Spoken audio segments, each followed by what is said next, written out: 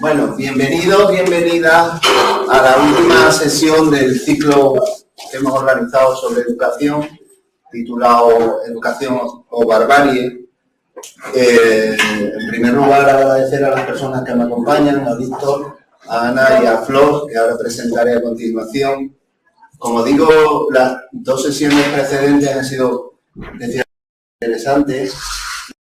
Es un punto de partida para crear ese espacio de debate que es la enredadera también en el ámbito educativo. Es nuestra única intención, dado que la mayoría de las personas que estamos aquí conocemos este espacio y no voy a entrar a presentarlo, pero como os digo, sí que os recomiendo una vez más pues, que os deis una vuelta por la exposición Reconocer la diversidad, que es un marco especialmente interesante. Y tal y como nos explicaban la semana pasada sus autores Paula Verde e Ignacio Calderón, pues unos textos y unas imágenes que invitan a la reflexión y que además nos colocan en un lugar realmente incómodo para repensar la sociedad que queremos para el futuro. Como digo, el título de hoy era cómo construir ciudadanía desde la escuela, más especial, una herramienta de nuestra sociedad para construir un futuro mejor y crear comunidad. El objetivo de la escuela que nosotros queremos y de la que necesitamos realmente por el momento especial. Por eso, hoy hemos querido contar con Víctor Revés, el profesor de filosofía en el IES Santa Eulalia desde hace muchos años. Y actualmente está en otras lides, en otras tareas, ha trabajado en el desarrollo del currículum de la LOE y actualmente me contaba esta semana que está también ahora en el trabajo posterior de implementación de la ley y yo creo que nos puede dar una visión muy interesante de lo que pretende esa ley, de cómo aterrizarla y de cómo además, porque la vertiente también, como profesor de filosofía, ha defendido durante muchos años la presencia de las humanidades, porque evidentemente es un aspecto vital para el desarrollo del pensamiento crítico entre nuestro alumnado y entre la sociedad en general. A su lado está Ana Pizarro Escribano, es orientadora educativa y me ha costado mucho convencerla para que viniera porque ella aboga por su jubilación y como está jubilada pues lo defiende a capa y espada, pero considero que es una voz especialmente autorizada para hablar por su trayectoria profesional, por su implicación y compromiso con la comunidad y ya que hoy estamos hablando de crear comunidad, pues como digo, nos va a contar precisamente un modelo educativo que basa sus principios precisamente en crear comunidad. Pero entre paréntesis sigo participando. Sigue participando, por supuesto, eso. Y por ello a ti, vamos, el ejemplo perfecto. Eso. Y a su lado está Flor Calle Guisado, a la que invitamos hace 2 años también a la primera actividad que hicimos sobre educación. Ella participa en la AMPA de su cole, en el Ciudad de Mérida, y pues también considero que es una voz autorizada, ya que su implicación y su participación pues, nos va también a orientar sobre cómo las familias, cómo desde la sociedad podemos participar de esa construcción de una escuela mejor, ¿vale? Como digo, la educación recogida en nuestro ordenamiento jurídico, en la Constitución, en el artículo 27, y en la Declaración de Derechos Humanos, en el artículo 26, pues explica muy claramente qué tipo de ciudadanía queremos. Queremos una ciudadanía autónoma, responsable, crítica. Y para ello, como digo, pues es importante el desarrollo de una educación orientada precisamente hacia ese pensamiento crítico. Y además, a lo largo de toda la vida, es uno de los leitmotiv que se desarrolla en toda la normativa marco. Pero no es la educación no es un derecho más, ¿no? Yo considero que es la base realmente de otros derechos fundamentales, como son la libertad, la igualdad, la cohesión social también como base de la equidad, ¿no? Enrique Díaz además comentaba que la educación, precisamente en el momento histórico en el que nos encontramos, Enrique Díaz es el primer ponente de este ciclo, que comentaba, que presentaba aquí su libro Pedagogía Antifascista, comentaba además que en el momento histórico es precisamente un antídoto, la educación es un antídoto contra los discursos del odio, del egoísmo, del miedo, de la mentira que estamos escuchando constantemente, ¿no? Y que por ello tenemos que esforzarnos especialmente en conseguir que nuestros centros educativos, que nuestras escuelas e institutos, pues se conviertan especialmente en garantizar el derecho a la educación de todas las personas. Y además yo apostillo también que los centros escolares los entiendo como verdaderamente el motor, el eje para impulsar el contexto en el que se encuentran, ¿no? Como también impulsores de la vida social, cultural del entorno. Este preámbulo es para escenificar también la escuela que queremos como un proyecto humanizador, ¿no? Y en ese sentido pues debe ser sensible a conflictos sociales, a desigualdades y a las emergencias y desafíos a los que nos enfrentamos, ¿no? En realidad, cuando hablas con la mayoría de las personas, dicen, no, yo quiero que en la escuela se transmitan determinados valores relacionados con la solidaridad, con el apoyo mutuo, con la cooperación, con la colaboración. En realidad estamos hablando de derechos humanos y de derechos sociales, ¿no? Y eso es lo que nos permite proteger y además enriquecer lo que es el bien común, ese espacio. Sin embargo, y esta es una primera pregunta que os lanzo, como estamos en petit comité casi, nos vamos a permitir interrumpirnos y si queréis participar en cualquier momento no dejéis que hacerlo porque yo esté interviniendo, ¿no? Como digo, a veces con todos esos postulados, ¿no? Ese planteamiento dice, qué bonito todo, ¿no? Esa es la escuela que queremos, pero en realidad la vida parece que es eso que pasa mientras nuestros niños y niñas hacen cuentas, las familias hacen cuentas también para ver si llegan al final de mes y para ver si les cuadran los horarios de mañana, de tarde y se permite la conciliación familiar, ¿no? Y los docentes además, pues también hacemos cuentas para ver si llegamos a final de curso con los libros de texto ya al final terminados y damos todo el temario. En fin, todo es hacer cuentas, ¿no? Yo os planteo, ¿vale? Y sin embargo, por contra, repetimos mucho el mantra ese de, ¿no? Para educar a una persona es necesaria toda la tribu.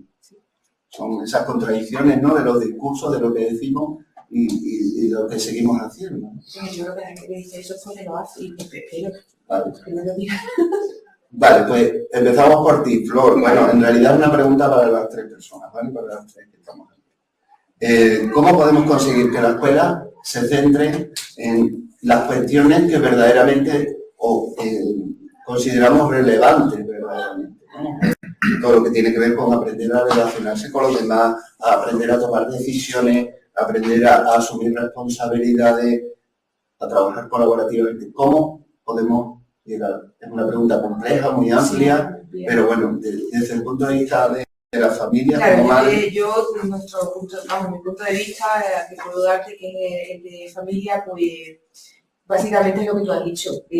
La familia que queremos, que lo más importante es la tribu. O sea, que hay que educar con todos los agentes de la comunidad educativa. Sería una coeducación. Y no solo, es que yo iría más allá, no solamente de lo que es la comunidad educativa, iría a la sociedad entera. Porque es verdad que ya lo comentábamos, hasta que no entramos en el sistema educativo, o sea, salimos cuando terminamos de estudiar. Nos olvidamos de la educación y tenemos hijos, y los que tenemos hijos, volvemos a preocuparnos por la educación. Y mientras los que no tienen hijos y en ese otro tránsito, la gente no sabe ni qué leáis, ni qué leyes hay, ni qué cursos hay, ni si hay ni idea, totalmente out. Entonces, yo creo que una implicación de toda la sociedad, o sea, todos tienen algo que aportar, desde el señor mayor que está jubilado no tiene ni nietos, que no hace falta que tenga nietos, hasta la cocinera, o sea, no solamente de la comunidad educativa, sino de toda la sociedad, implicación total de todos los ámbitos. Eso para empezar. Entonces, lo de la tribu es que es lo que tú dices. Yo lo digo, pero lo intento cumplir. Que mis hijos sean educados por que tengan ejemplo de todos los ámbitos posibles. Y en cuanto en sí a la escuela, sí que es verdad que la familia, ahora mismo no podemos meter mucha mano, no podemos seguir con la LOE cambia un poco este asunto o intenta cambiar un poco este asunto, no sé hasta qué punto. Pero creo que tiene que ir por esto, por una modificación de la ley, y yo espero que vaya hacia eso. ¿Por qué? Pues porque en sí lo que hablábamos,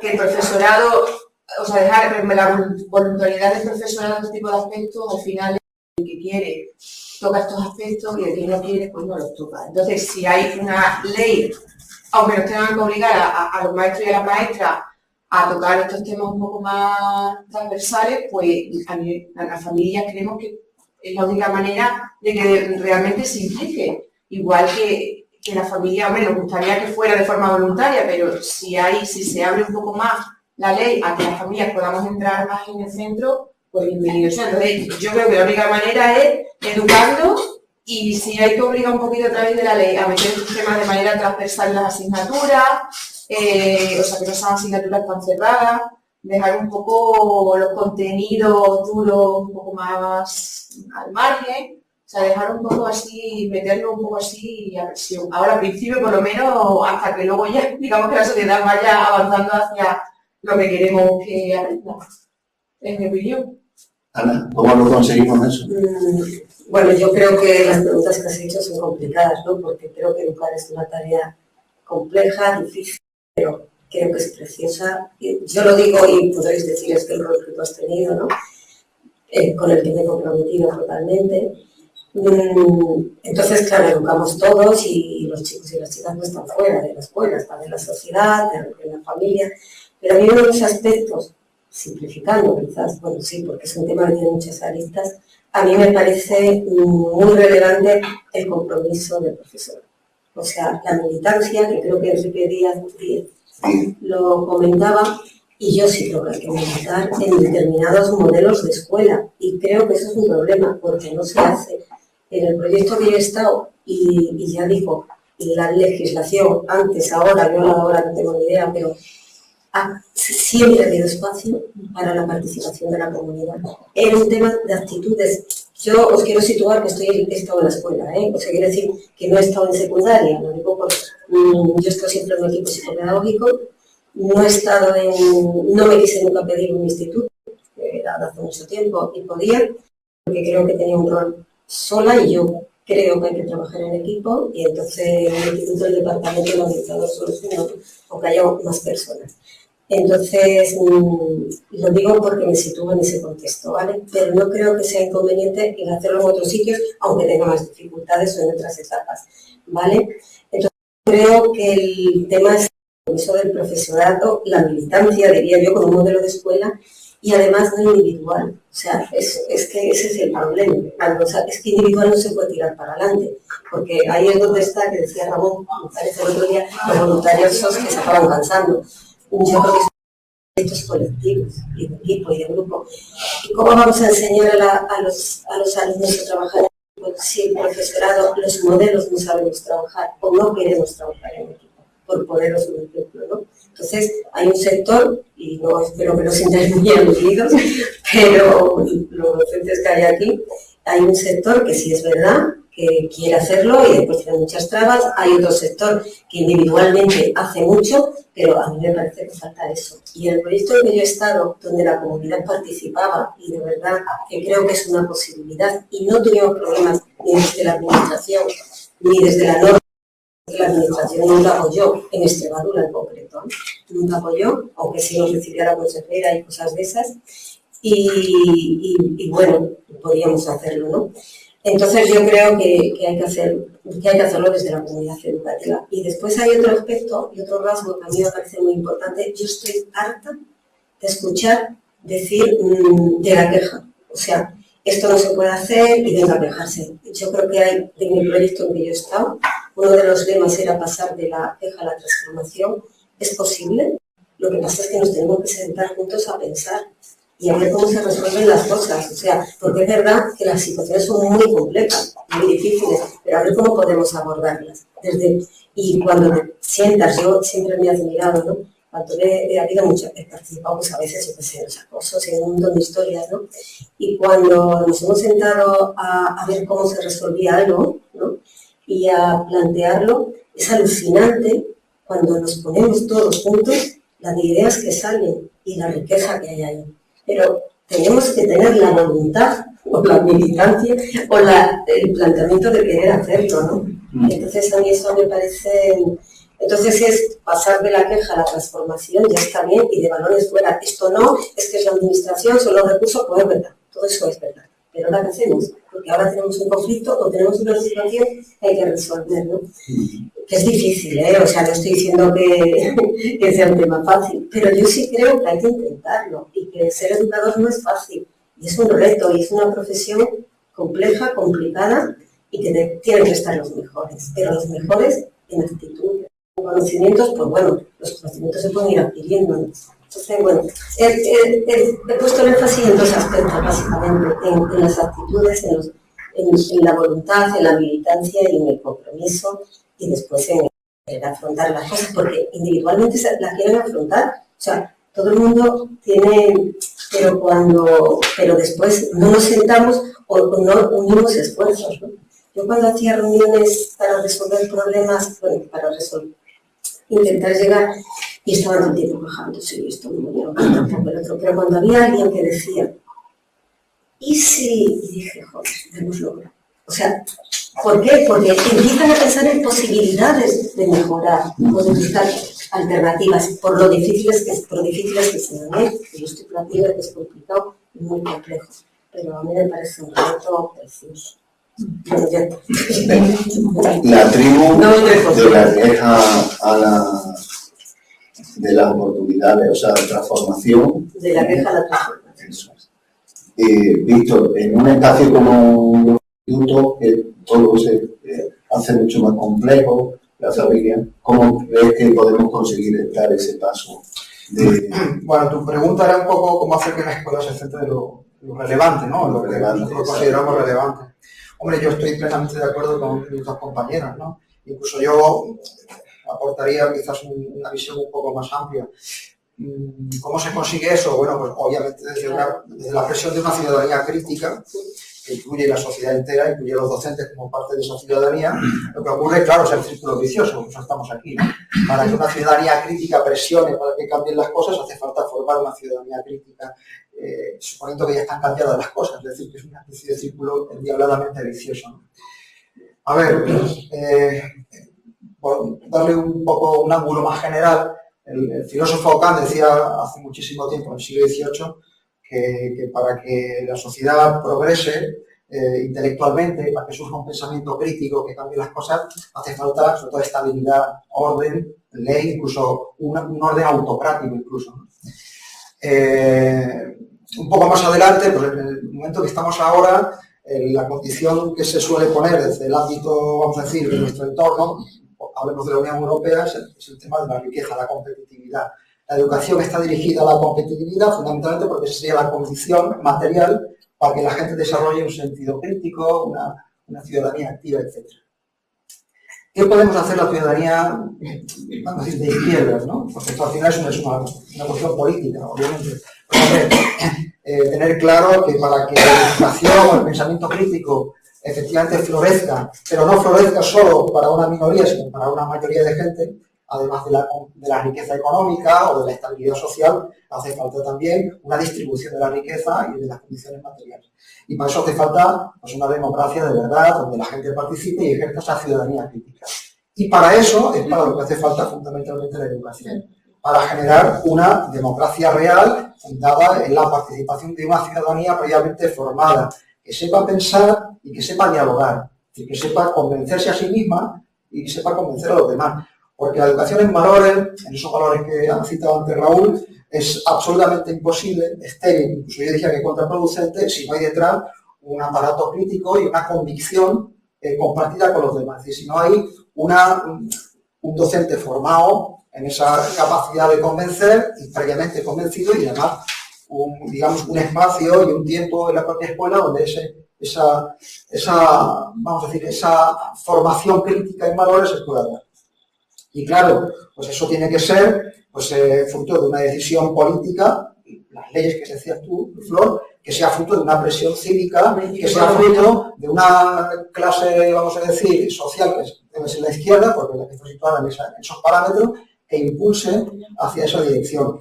Que, por tanto, por fruto de esa decisión política, empujada por la ciudadanía, empujada por la izquierda, pues obligue a que ese tipo de materias de formación crítica no sean transversales, no sean marías, no sean marginales, sino que sean el eje mismo de una educación integral, donde sea tan importante o más formar a la gente como ciudadano, que es el elemento clave de una democracia, formar a la ciudadanía, más que, o tan importante como formarlo como profesional, más o menos, digamos, útil para el mercado de trabajo, ¿no? Por decirlo así.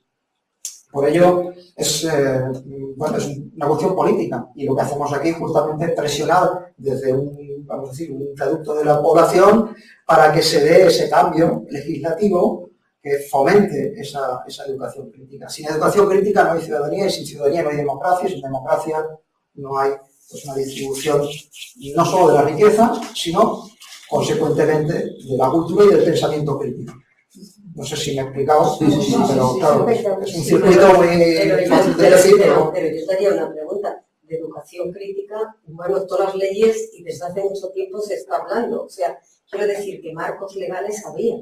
Entonces, no, pero claro, la idea es que eso pase a ocupar un lugar central.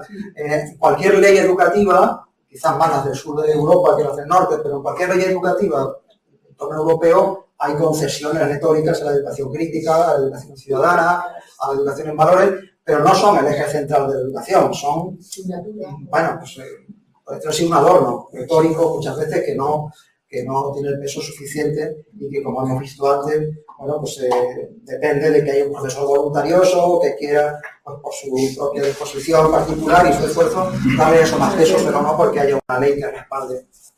En concreto, hablando y aterrizándolo para que nos situemos, por ejemplo, en la non-LOE, ¿cómo quedan las humanidades? Porque tú has estado en un proceso ahí de crítica cuando se estaban elaborando los documentos a través de la plataforma, por ejemplo, con la defensa de la filosofía. ¿Podrías explicarnos un poco cómo quedan ahí las humanidades en el nuevo marco normativo que supone la non-LOE, los decretos de currículum que han salido? Porque, bueno, hablar precisamente que eso se concreta claro, bueno, en los horarios al final que tiene nuestro alumnado, en si son asignaturas troncales o son optativas. Entonces, ¿podrías explicarnos cómo quedan las humanidades en la LOE? Bueno, se ha hecho lo que se ha podido. Tengo que decir que yo he estado fuera de cierto durante mucho tiempo, pues igual que muchos compañeros, no, quizás pues, andan por aquí o mucha gente de Extremadura, pero también de todo el país, pues un poco, ya sabéis, intentando que pues, bueno, yo tengo una concepción del valor de la filosofía y de la ética muy ligada al pensamiento crítico, me parece que son inseparables y que eso formará parte de la columna vertebral del sistema educativo, que es una quimera porque bueno, eso no ocurre en ningún país de nuestro entorno, y en España es donde curiosamente más educación ética y filosófica hay.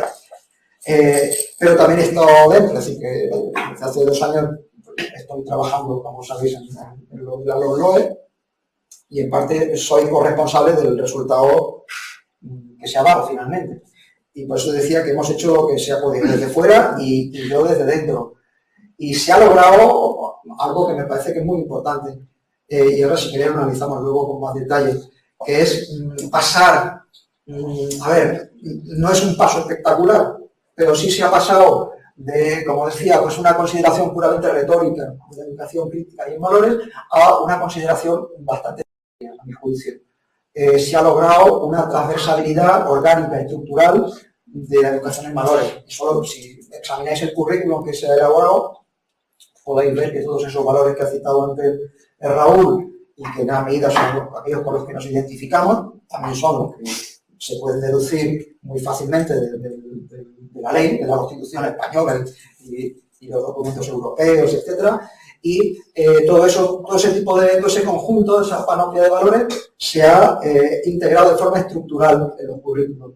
Ya no son una cosa meramente transversal o voluntarista, sino que ahora son parte, bueno, sabéis por la prensa, ¿no?, que se ha quejado la prensa de derecha de que en matemáticas tengan que dar, ¿no?, pues, el ámbito afectivo de la educación matemática, ¿no?, o que en historia, por ejemplo, pues se dé todo un bloque entero, completo, de educación cívica, a través del conocimiento de la historia y del tratamiento de los datos históricos, etc. Es decir, todo eso ha sido un paso importante y ya veremos lo que dura, hay que cuidarlo, porque las perspectivas no son muy positivas, pero sí se da un paso importante. Por un lado, el aspecto competencial, los dos aspectos fundamentales son el aspecto competencial, que se ha desarrollado también estructuralmente en la ley, y el aspecto de educación cívica y valores, que ahora traspasa todas las materias. Es decir, no hay materia, os lo aseguro, porque he estado ahí, es decir, no hay ninguna materia que no trate de forma explícita en el currículum de temas como la justicia ecosocial, del tema de la perspectiva de género, del tema de la educación emocional, del tema de la atención a la diversidad y la inclusión. No hay ninguna materia, por raro que sea, física, que tiene que ver física y química, pues tiene que ver, y hay un contenido explícito en física y química, si no más de uno, que establece que el profesor tiene que impartir obligatoriamente como un contenido mínimo de su currículum, pues, la relación entre pues, los procesos físicos y pues, el cuidado del planeta, por ejemplo, o entre la química y la alimentación sana. Es decir, que hay una integración estructural de lo que antes era puramente retórico y puramente pues, anecdótico, a veces ni siquiera se trataba. A mí lo que me da miedo ciertamente es que luego lo de las humanidades, a ver, pues sí, más o menos se mantiene un poco igual, no creo que haya ningún cambio sustancial. Insisto en que somos el país, eso es curioso, si uno se pone a investigar y comparar con los currículos y sistemas educativos que fuera de nuestro país, somos el país que más peso da en general a las humanidades. Y aunque esto suene provocativo, ya sabéis que yo si no, eso tiene que ver con nuestro pasado católico, los países protestantes, pues tienen habitualmente una separación muy rancia y muy extrema entre lo científico y lo humanístico, que ellos reducen a lo artístico, mientras que la dimensión de, pues, vamos a decir, educativa centrada en las humanidades desde el punto de vista racional y la ética y la filosofía es algo que está, sobre todo en España, Portugal, en Italia, un poco en Francia, que también tiene una tradición católica, del humanismo católico, etcétera, pero no está, por supuesto, en los países que hoy, por desgracia, sirven un poco de estándar, que son los países anglosajones, ¿no? Sobre todo Estados Unidos. Y bueno, en ese sentido nos mantenemos a flote y no hemos cedido todavía a pues esa presión para que ajustemos nuestro sistema educativo al sistema educativo americano, o no digamos ya el asiático, que son totalmente productivistas y totalmente inhumano, totalmente inhumano. O sea, el ejemplo de Corea, de China, donde pues, lo único que hay de humanidad es, de humanismo, perdón, no de humanidad, es la parte, por ejemplo, en países como China, la parte de adoctrinamiento ideológico del Estado, pero por lo demás no hay nada. Es decir, ética, filosofía no hay en ningún sitio, salvo en los países latinos y latinoamericanos, obviamente por conexión con nosotros. Lo que entonces queda en nuestra parte ahora es la discusión en los claustros también, de aterrizar todas esas cosas, porque bueno, uno escucha algunas cuestiones de debate y tal que dan bastante que pensar. Hablando de la LOMLOE, una de las cosas que ha recuperado en parte, aunque no totalmente, porque claro, queremos escuelas democráticas, participativas, pero claro, si no se dan tampoco esos espacios, bueno, pues, ¿crees que en los centros educativos, Flor, se dan esas condiciones para participar? ¿Qué tipo de actividades lo hacen en vuestro centro que crees que son significativas en ese sentido? Bueno, a ver, te cuento un poco lo que yo puedo desde primera mano decirte. Está claro que los centros hoy en día son edificios que abren a las 7:30 porque los niños a veces entramos a las 8 en punto y que recogemos a nuestros niños ya comiditos, aprendiditos de su lección y chimpú.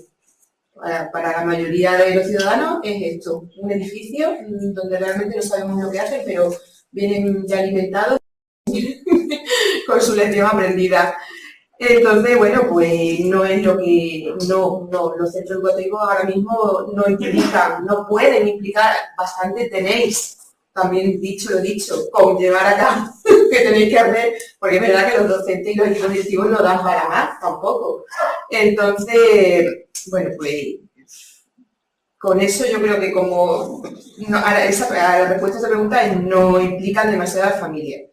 Entonces, las familias están, bueno, vamos a ser realistas, las madres estamos tan saturadas de niños para arriba, niños para abajo, pues que no podemos llegar a introducirnos tampoco realmente en lo que queremos aportar en la educación, ¿no? Entonces yo creo que la disponibilidad que necesitamos las familias es también, habría que hacer como un cambio en la sociedad, ¿vale?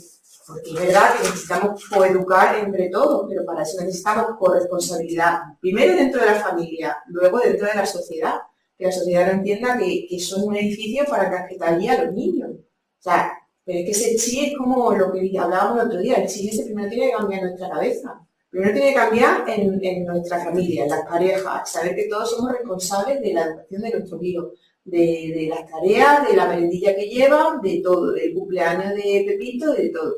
Y si entre todos repartimos esa tarea, yo creo que es más fácil ya introducirnos en ese tema de actividades, ¿no? Volviendo a lo del centro, por ejemplo, nuestra directora siempre nos dice, pues la comida, vamos a hacer la comida del día del centro. Nosotros, venga, María Luisa, vamos a ver qué proponemos, tal cual, no sé qué. Pero si es que no viene nadie. Bueno, pero habrá que hacerla, ¿no? Los que vayamos ya iremos. Si es que luego a la familia ni a una comida van a venir. O sea, es que es como ya decir, hasta qué punto hemos llegado, ¿no? Las madres y los padres que no llegamos ni a eso. Es muy triste. Entonces, como no haya un cambio de mentalidad en toda la sociedad, no vamos a poder seguir llegando. Aparte, la única relación que hay ahora con la sociedad, por ejemplo, en los centros que yo conozco, es con las AMPA, ¿vale?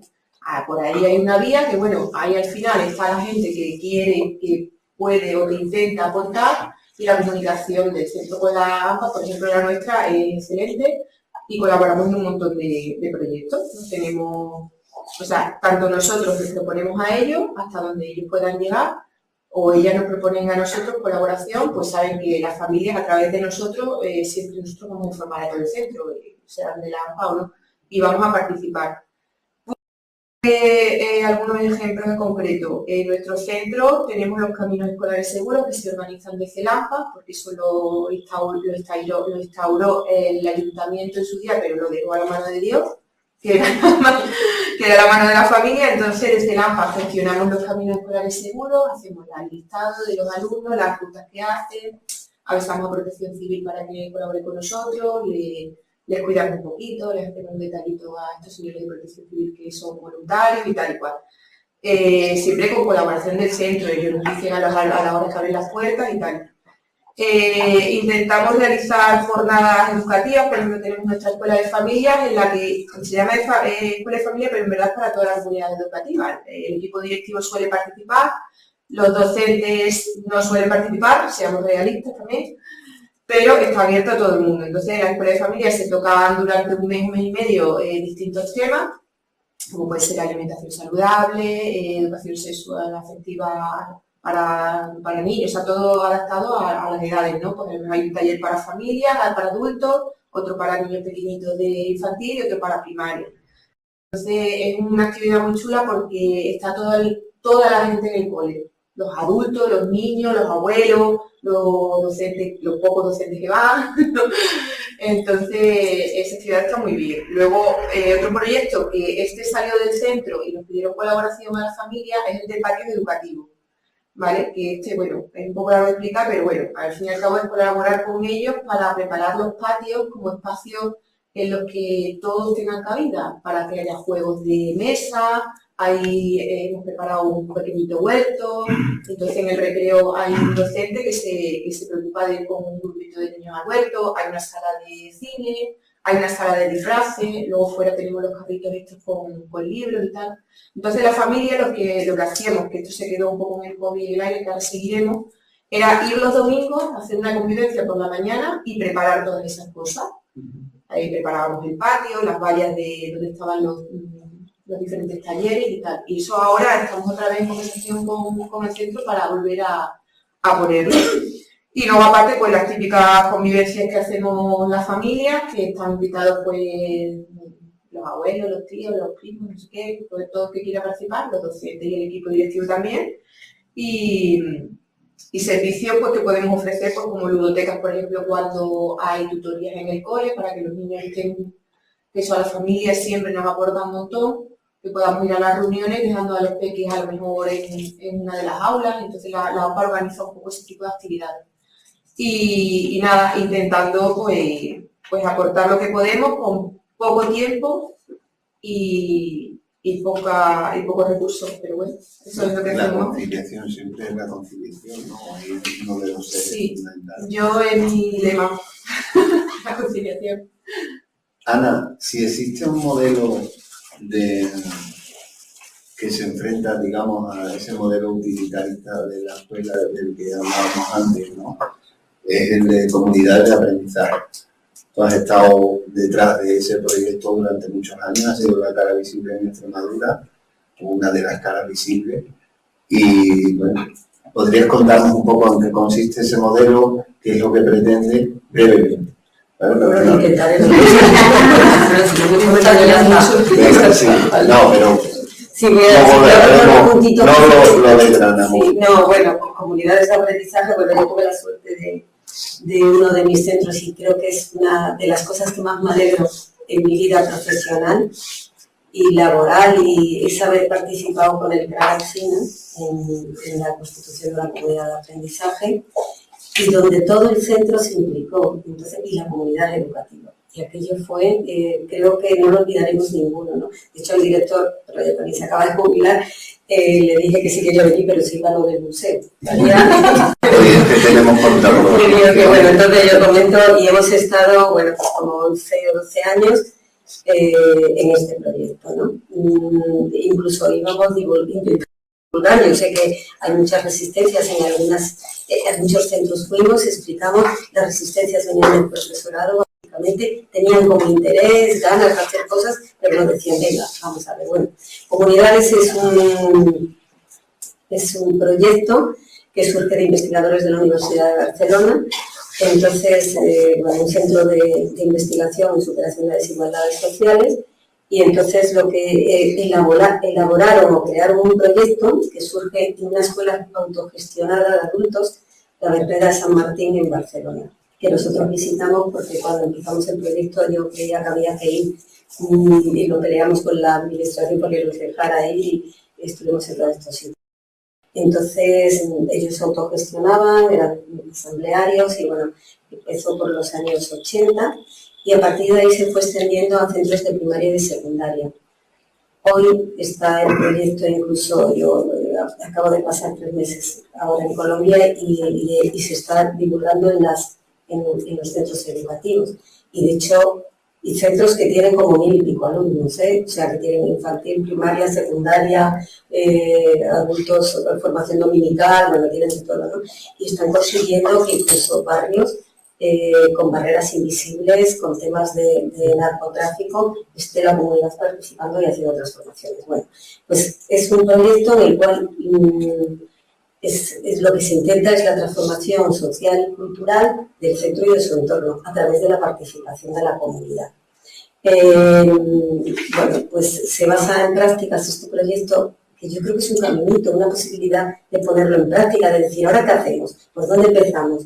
Entonces, en prácticas, verdad que son americanas algunas, de modelos así americanos que hubo, de escuela para todos, escuelas aceleradas, cosas de esas, y después tienen unas bases teóricas a nivel psicológico, pedagógico, sociológico, filosófico. Uno de los fundamentos es Pablo Freire, está Vygotsky, Chomsky, está, bueno, a nivel de filosofía, Habermas, yo no me lo he leído todavía, pero yo lo he elaborado ahí. Y después se basa en una serie de principios que en el fondo cogen todas estas prácticas y teorías y como que lo plasman en una serie de principios, como puede ser el diálogo igualitario. Ellos parten que el diálogo sea más horizontal y la comunidad se le dé participación desde ese modelo. Es un modelo en el cual, y yo creo que por eso fracasa, porque tiene después actuaciones que se concretan, o sea, actuaciones educativas que se plasman con esos planteamientos teóricos, ¿no?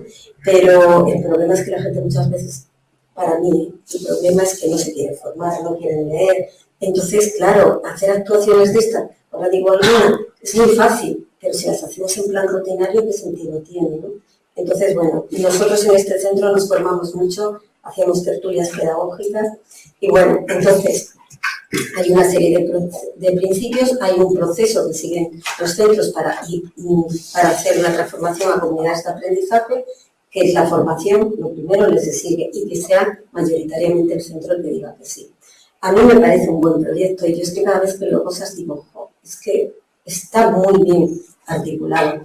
Después, algunas actividades, bueno, trabaja aprendizaje y convivencia conjuntamente, o sea, no es el Día de la Paz, ahora lo hacemos puntualmente, no, está implicado el aprendizaje y la convivencia.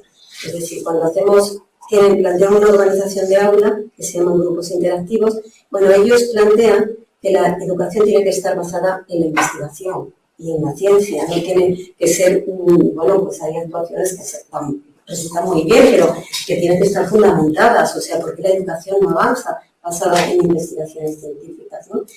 Entonces, bueno, pues una de las, por ejemplo, dos de las actividades que se hacen, es una organización de aula basada en grupos, donde la comunidad participa. No se excluyen niños, es un modelo de escuela inclusiva. Nosotros, a partir de ahí, por ejemplo, los PT, que son los profesores de pedagogía terapéutica que sacaban niños, ya no sacamos niños más. Entonces, el PT formaba parte de esa organización de aula donde se hacían grupitos pequeños y los niños, el tutor es el que llevaba el aula, pero había un adulto en cada grupo. Entonces, a mí hay una cosa que se me quedó muy grabada. Teníamos dos niños muy afectados de educación, de necesidades educativas especiales, y la mamá dijo en una ocasión, mi hija decía, mis amigos han hecho. Y cuando empezamos con comunidades, cambió el lenguaje y empezó a decir, hemos hecho. Para mí me parecía eso muy grave, ¿no? Ya no eran sus amigos los que hacían y ella que no estaba. Es que ahora hacemos, porque estaba incluida dentro del grupo, ¿no? Entonces, eso es una forma, bueno, si queréis después os explico, podéis buscar información. Los grupos interactivos es una organización del aula basada en grupos pequeñitos, donde los niños dan actividades con el apoyo, no es exactamente la motivación de un adulto que no tiene por qué enseñar, porque lo que se trata es que los niños interactúen entre ellos y aprendan. Y los grupos deben ser diversos, en género, en capacidad, no, bueno, son del mismo nivel, ¿no? Entonces, como se hacía, entonces, ¿qué ocurre? En todos los grupos siempre hay un niño que destaca más que otro, que puede comentar, que puede explicar. Fijaros, los padres, donde tenían problemas, si mi niño está listo, ¿cómo va a estar allí y qué es lo que va a aprender? Y aprender un montón, aprender a ponerse en el lugar del otro. Además lo hacen desde el aprendizaje, aprenden a ponerse en el lugar del otro, aprenden a organizar las ideas para poder explicar, pero es que aprenden a ser solidarios, pero es que, bueno, son los principios que son transversales a todo el proyecto, ¿no? Y, por ejemplo, otra de las actividades es el tema de las tertulias literarias dialógicas. Yo sigo yendo a los centros, en Ciudad de Mérida en concreto, a hacer tertulias literarias dialógicas, y ahora con un gozo, porque ahora no tengo responsabilidad también por allí, pero solo participo, me lo paso muy bien con los niños y las niñas.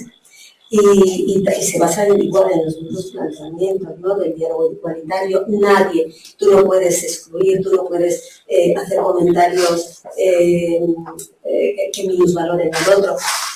Uno de los aspectos también importantes es las altas expectativas, el creer en el otro, pero las altas expectativas desde el profesorado con las familias, desde el profesorado con el alumnado entre sí. Es decir, muchas cosas que hay en las comunidades, a veces es que los padres están ahí, que hacen esto y nos enfrentamos, pero si es que estamos juntos en la misma labor.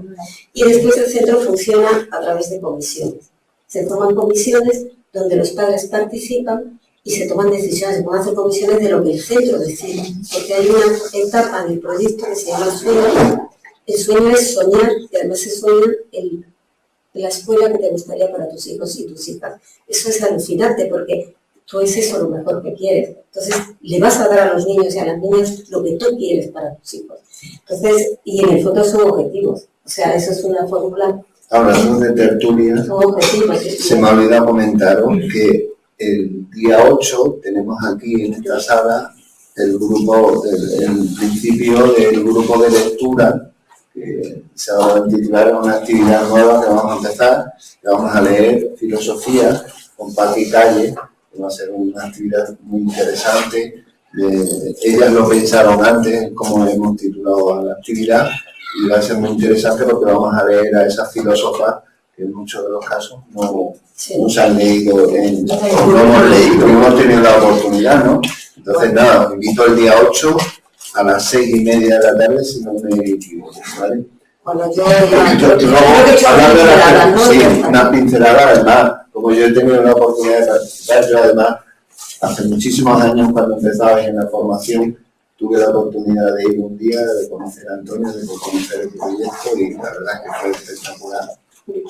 Luego he tenido la oportunidad también de hacer mis cositas también. Recordamos que todo el pueblo participara y participó, y cuando a las personas, la gente le das participación, pero participación no para informarles, sino en las tomas de decisiones, la gente se implica mucho más. Entonces, yo sí creo que hay que hacer cambios y este proyecto es una posibilidad. Después hay escuelas, cuando a veces íbamos a explicar, yo decía, pero si esta gente es eso, ¿qué más da el título o el nombre que se les ponga? Porque estaba en la forma de abordarlo, en cómo se planteaban el modelo educativo que estaban llevando a cabo. Víctor, en ese sentido, ya que has participado en el desarrollo normativo y curricular de la LOMLOE, cuéntanos qué se propone en la LOMLOE, qué cuestiones consideras tú relevantes que podríamos sacar como positivas. Has esbozado antes de la transversalidad, ¿no? De incluir determinados valores que nos pueden sonar muy bien, ahora hay que llevarlo a los centros y ver cómo lo desarrollamos en los troncos, pero ¿qué 3 o 4 cuestiones consideras tú las más relevantes de la LOE? Y por qué es una ley a conservar, que habrá que mejorar, por supuesto, pero sobre todo entiendo que hay valores que creo que son especialmente destacables de la ley. Y me gustaría que me comentara si es que hay algo que salvar o... Sí. Bueno, a ver, cuando la gente dice que en España se suceden las leyes educativas, la verdad es que es falso. No hay una sucesión de leyes diferentes, hay una continua reforma o retoque de las leyes vamos a decir, estipuladas. Fundamentalmente en España ha habido una ley nueva que ha sido la LOCSE y luego ha habido una serie de reformas de esa ley y alguna contraley como fue la ley BER. Pero aparte de eso, la LOE era una relectura de la LOCSE y la LOMLOE, como su propio nombre indica, es una ley para mejorar la LOE, ¿no? Es la ley orgánica de mejora de la ley orgánica de la educación. Pero es la misma ley, es decir que, hombre, teníamos que considerarnos ángeles del cielo para creer que podemos hacer una ley educativa un año y que esa ley pues fuera perfecta, ¿no? Pues no somos ángeles, entonces la ley pues, se la pidió que retocarla. Entonces la LOE retoca la LOE para adaptarla sobre todo al marco de convergencia europeo. ¿Por qué? Pues porque tenemos muy claro, al menos la gente que está detrás de la ley a nivel político, y yo creo que es posible que la forma de salvarnos a todos los niveles también es salvar pues, este islote de derechos humanos, etcétera, que es en Europa, pues es apostar por una ciudadanía europea, una identidad europea que vaya más allá del proyecto puramente liberal y económico de lo que es la Comunidad Europea, y eso implica pues, una educación que sea, vamos a decir, convergente, es decir, que se maneje en unos parámetros de generación de identidad abierta, flexible, no etnocéntrica, ¿no? Y una serie de valores comunes que digamos que compartamos todos. Entonces, en ese sentido, las dos grandes novedades de la LOMLOE, en mi juicio, son o tienen que ver con esa convergencia con Europa. Una es integrar estructuralmente perdón por insistir en esto, el tema competencial, ¿sabéis? Las competencias clave, que hasta ahora eran pues, un adorno también en la ley, prácticamente, pues ahora ya están, digamos, estructuran, son el esqueleto del currículum de cada una de las materias. Y bueno, pues sobre eso hay mucha controversia, sobre el tema de las competencias clave, pues, o competencias, ya sabéis que simplemente significa darle a la educación pues, un espíritu o un sentido, vamos a decir, integral, de forma que tú, cuando aprendes algo, aprendas también una capacidad para aplicar ese algo a distintos entornos, a tu contexto, al contexto social. No hay por qué leer el término competencia en un sentido liberal, ni mucho menos. También el que es capaz de hacer una asociación como esta es competente. Tiene una competencia social muy elevada y gracias a eso puede organizar cosas como la que estamos aquí celebrando, ¿no? Es decir, que por un lado está el elemento competencial como el núcleo, el eje del currículum, por encima de los contenidos, ¿no? La filosofía es que ahora los saberes y los contenidos son un instrumento para lograr desarrollar las competencias.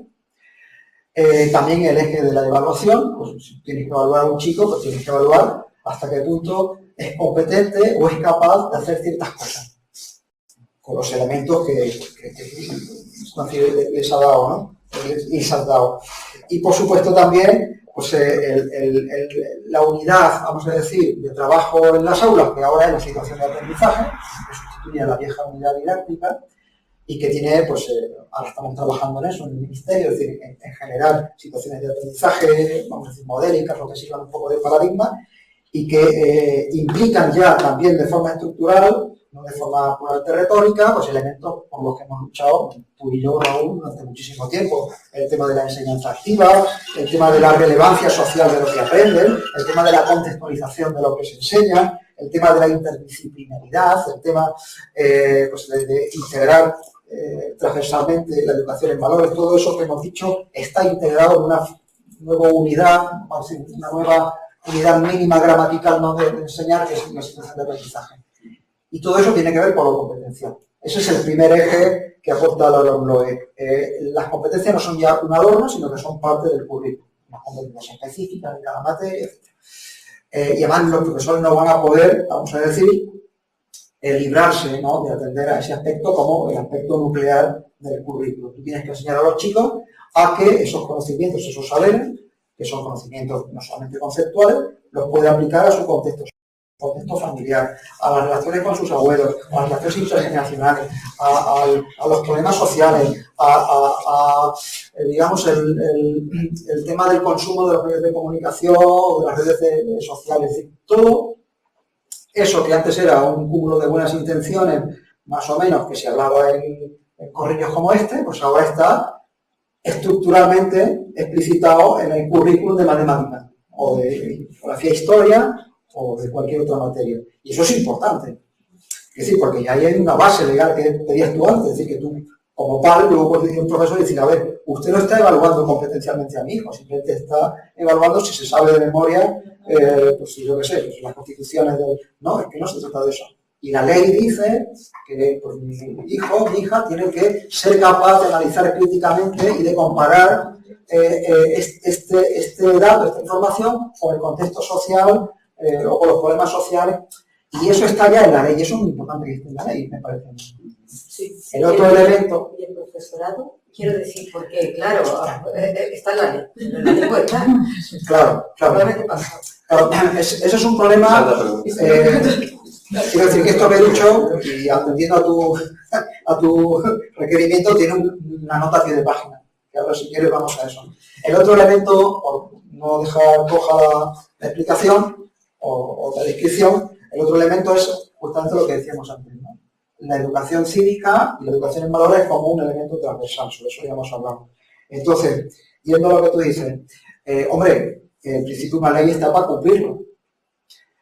Ahora, como que suele ocurrir en el ámbito educativo y en el ámbito general de nuestro país, que hay tantas leyes y tanta persistencia en resolver los problemas con leyes, y no de ninguna otra forma, claro, que eso al final acaba siendo, pues acaba generando un doble lenguaje, ¿no?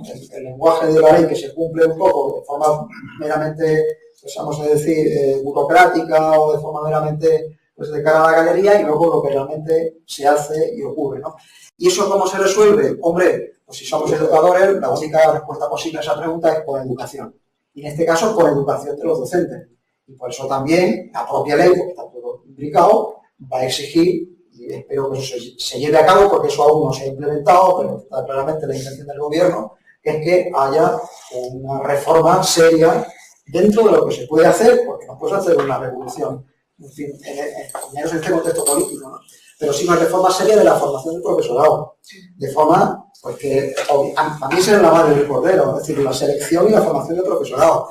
Hasta ahora el profesorado, especialmente de secundaria, que es el que yo más conozco, es un profesorado que una gran proporción es un profesorado vocacional y otra gran proporción es personas que encuentran en la educación un hueco laboral donde poder sobrevivir y poder, bueno, que es legítimo, decir que no vamos a decir que, pero desde luego eso en un ámbito tan sensible como la educación debería estar muy controlado, de forma que nos asegurásemos de todo lo que se puede asegurar de eso y de lo que se puede evaluar eso, que la gente que accede a la profesión es, como decías tú, una cosa elemental y preciosa, que sean los mejores ciudadanos, porque son los que tienen que servir de modelo a los demás. Y para eso, obviamente, hay que cambiar radicalmente el sistema de acceso y de formación del profesorado. Claro, por la ley solo no basta, tienen que ser las dos patas, la ley por un lado y la formación y el acceso del profesorado a la profesión. Y yo creo que se está en eso. Ahora, ¿qué hace falta? Empuje ciudadano y empuje de la izquierda para que el empuje ciudadano pues sea más vivo y tenga más fuerza para que eso se llegue a implementar. Y eso depende mucho de que la sociedad, como decías tú también al principio, se mueva como un todo, porque esto va en beneficio de todos. Pero fíjate, el tema del profesorado que a mí me parece claro, o sea, no puede transmitir, porque el otro día también se hablaba, ¿no?, de que me parece que era el señor que vino cuando se enseña más lógicamente con los modelos que con lo que dices, ¿no? Y cómo puedes, o sea, que a mí me parece genial y que tú tienes como mucha esperanza, pues fenomenal, la esperanza no se va a perder, pero ¿Ya estás en la queja? Estoy en la queja, estoy en el análisis y en la reflexión. Vale. Estoy en la queja, claro. Claro. No te has aprendido. Eres una buena educadora. Pero no, yo lo que quería decir es que si tú no lo vives, es decir, si tú no eres una ciudadana, una persona crítica, estoy hablando del profesorado, del docente, si tú no eres una persona solidaria, si tú no eres muy individualista, ¿cómo puedes enseñar lo que tú no eres? O sea, bueno, me puedes decir, es un proceso poquito a poco, ¿vale? Poquito a poco. ¿Alguien La tiene sociedad va cambiando, claro. pero en Europa yo me temo que las cosas están siendo complicadas. Alguien tiene que romper ese círculo y bueno, Eso me- pues estamos nosotros aquí, ¿no? va. Es decir que hablar de esperanza no tiene mucho sentido, es lo que hay, ¿no? Es lo que hay es siempre pues una minoría que, bueno, pues que intenta alterar, ¿no?, ese círculo vicioso por el cual profesores que son ciudadanos como cualquier otro, que tienen una formación y como tú dices, ¿no?, pues un grado de compromiso muy débil con ese tipo de valores, se hacen profesores y transmiten esa debilidad, ¿no?, a sus alumnos. Pues claro, sí, porque son ciudadanos. Es decir, en un Estado democrático como el nuestro, los profesores son también un representante de la sociedad, igual que los políticos. Entonces, claro, entonces, ¿cómo se puede solventar eso? Pues, insisto, pues, una minoría que somos nosotros, que tenemos un estándar que creemos nosotros que es mejor, y si logramos convencer a los demás de que ese estándar es mejor para la demás gente, pues eso se irá implementando en el sistema legal y educativo de esos mismos profesores. Es claro que las leyes educativas en nuestro entorno, y te hablo de Europa en general y de España en particular, pues yo creo que ponen los mimbres para que eso pueda desarrollarse. Por ejemplo, el modelo que tú has explicado, con el que tú estás tan comprometida, se puede desarrollar ahora con una cobertura legal mucho más favorable a todos esos planteamientos que antes, que con la ley anterior. ¿Eso es un avance? Pues sí, claro, no hace falta todo lo demás, que la gente se comprometa con eso. Pero eso ya es cuestión de educación, de generar tendencia, de generar opinión, de educar a la opinión pública y de educar también con ella, de escuchar a la gente también, porque no somos nosotros los sumos sacerdotes de nada, ¿no? Pero sí tenemos una cierta idea que creemos que es manejable y podemos convencer con ella a gente, bueno, pues vamos a intentarlo y aprender por el camino, etcétera. Pero yo no creo que haya motivos para no creer que vivimos ahora, y lo voy a decir de forma también muy provocativa, en el mejor de los mundos posibles, y subrayando 1000 veces lo que es posible, en el ámbito de la educación, con lo que hay, es decir, con la sociedad que tenemos, con el profesorado que tenemos, que es un representante de esa sociedad, y con la policía que tenemos. No olvidemos que muchos padres que no son como tú, lo que quieren es que sus hijos aprendan matemáticas y se dejen de rollo, ¿no? Que no podemos vivir somos los que somos y tenemos que tener los pies en la tierra y pensar que estamos en un entorno donde se pueden hacer muchas cosas, pero Bueno, ¿cómo lo veis? Yo quería hacer una pregunta que me ha venido así, muy interesante todo lo que entiendo, porque, bueno, como padre, como madre que he sido y demás, ¿no? Y desde esa visión sistémica de que la educación es una cosa de tribu y demás, pregunto, y a lo mejor suena totalmente algo utópico y demás, pero yo lo lanzo, ¿no? Está claro que los padres no estamos educados para educar.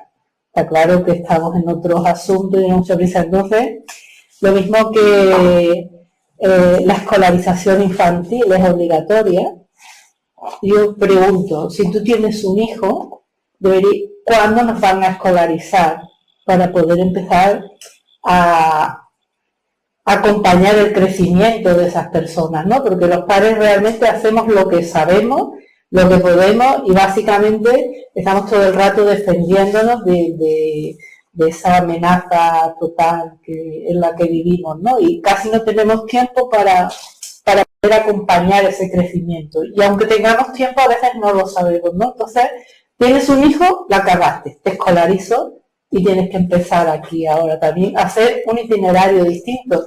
Por supuesto, no tienes que ir a la escuela todos los días ni todo eso, ¿no? Pero que haya una ley, porque tú tienes una responsabilidad al tener un hijo y te vas de rositas de este mundo y estás generando una cantidad de cosas extrañas por ahí y es la sociedad que estamos construyendo, ¿no? Entonces, vale, hasta aquí no sabíamos, pero en algún momento hay que empezar a saber. Entonces, ¿por qué no se puede acompañar esa escolarización obligatoria? ¿Tienes un hijo? Te escolarizas, lo siento. eso, no sé, bueno, perdóname que... No sé, que a lo mejor es una tontería, pero... Mira, les digo pura a mis alumnos, cuando empezaba clase les decía así medio en broma, a ver, si yo para teneros a vosotros 3 horas a la semana y hablaros de una cosa muy concreta que está prefijada por el gobierno, sin salirme del tiempo... No he terminado, ¿eh? Perdón. Sí, no he terminado. O sea, eso por un lado a los padres. Pero luego hay muchos profesores que no tienen hijos. Y hay muchos profesores que, aunque tienen hijos, tampoco saben acompañarlo en su crecimiento. Y no basta con esto, no es una cuestión de pedagogía, no es una cuestión de eso. Entonces, tú que no tienes hijos, por ejemplo, ¿cuándo te escolarizaste tú para trabajar y acompañar a un menor? ¿Sabes? Más allá de tu materia, sino para acompañarlo en esas cuitas que tiene el crecimiento, no como mi hijo, mi posesión, porque si estamos hablando de tribu, entonces no es mi posesión, no es mi hijo, es el hijo de todos. Entonces, si quiero ser tribu, tendré que contribuir también de esa manera, ¿no? Entonces, se hace mucho por los niños, lo que les tenemos que dar y todo lo que nos tenemos que dar, pero es que se nos olvidan los otros 2 pies tan importantes de esa tribu, y es cuándo escolarizamos a la tribu, ¿no? Porque... Claro, es la pregunta. Pero digo escolarizar y por ley, ¿no? Porque si no, es algo voluntarioso y no hay posibilidad. Pero tú has tenido un hijo, lo has cagado. Tú tienes un trabajo, tú pagas Hacienda. Pero tú tienes un hijo, tú tienes que escolarizar. Pues si tuvieras que sacarte el carnet, ¿no? De padre. Pues sí, Eso es yo, como te decía a mis alumnos, si yo para educarlos en una cosa muy concreta, un año de su vida, 3 horas a la semana, tengo que sacarme pues un título, hacer unas oposiciones, un curso de pedagogía, 3, 2000, etcétera. ¿Cómo que tú, para educarlo 24 horas al día hasta que cumpla 30, 40 años, lo que sea, no tienes que tener más que, pues, bueno, un momento de placer. Claro, pasa que es un programa muy dedicado, ¿no? Alguna vez en broma, pues, champiñón. Hemos hablado, igual contigo también, hemos discutido eso de hacer un máster de padres o algo así, lo cual, ¿no? Legalmente no podías tener ningún hijo. pues es una barbaridad, obviamente. No, pero yo digo no puedes tener, sino ya que la has tenido, lo siento. Claro, legalmente eso no es corregible en una democracia, no sé que sea un estado totalitario, pero sí se debe corregir, como decíamos antes, con la educación. Si tú eres un ciudadano educado de forma integral, no solamente como ingeniero, sino también como un ciudadano y como una persona, y tienes una formación moral, ética, racional, etcétera, pues hombre, estás preparado para adoptar ese tipo de responsabilidad. Pero eso es dejarlo en la hipelepsia, yo es que hablo de algo más fundamental, o sea, si estamos hablando de que el colegio no es un edificio, pues es un edificio donde los niños que no han pedido ir, allí los soltamos. Entonces, ¿qué pasa con los que los soltamos allí y con los que están allí recibiéndolos, ¿no? O sea, no tienen que ir a otro edificio, yo no lo veo tan loco, sino que es una corresponsabilidad. Tengo un hijo y esta materia yo no la he dado nunca.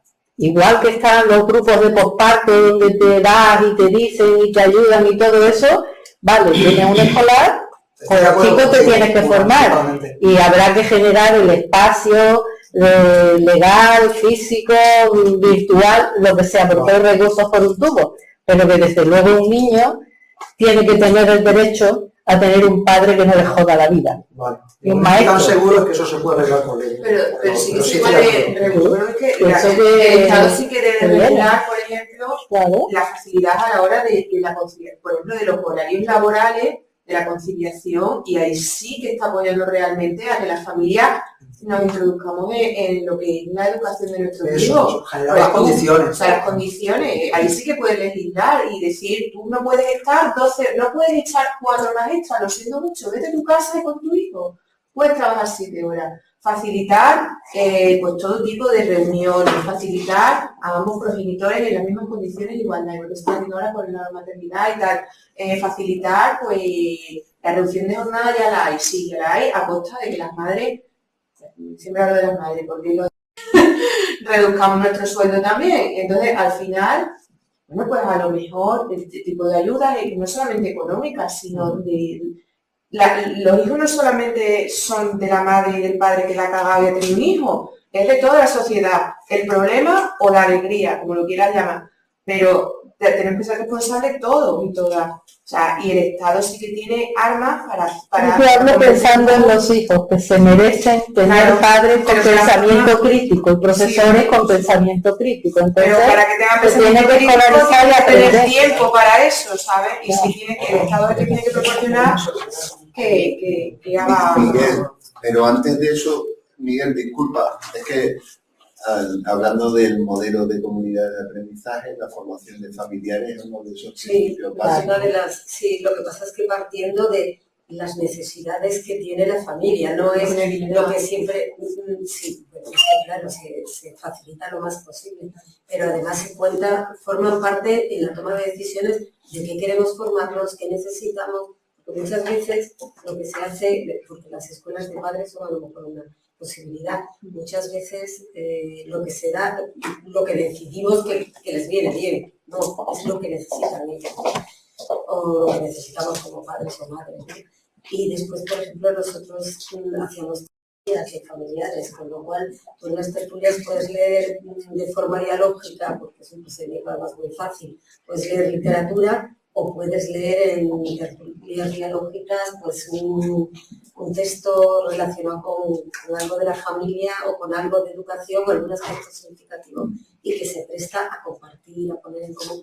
Es que me parece eso también una forma muy interesante. Y nosotros en el centro sí lo tenemos. Nosotros en el cole leyendo a la casa de Bernardo Alba, y en el contexto en el que lo leíamos, pues era especialmente interesante y de ahí salían una barbaridad de temas y era especialmente interesante. Miguel quería preguntar algo. Sí, así varias consideraciones y una pregunta al final.